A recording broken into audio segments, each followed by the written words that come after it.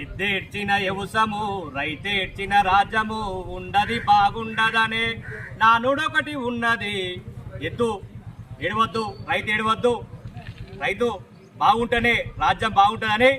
ఆనాడు కేసీఆర్ గారు ఎవ్వరు అడగకుండా, ఏ రైతన్న అడగకుండా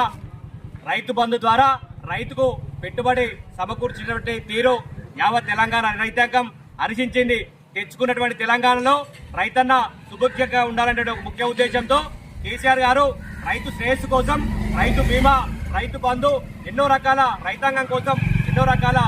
పథకాల ద్వారా రైతుకు మేలు చేసేటువంటి పరిస్థితి చేస్తే అబద్ధ హామీల పేరిట రైతాంగానికి ఏకకాలంలో 2 లక్షల రుణమాఫీ చేస్తున్నట్టు కాంగ్రెస్ పార్టీ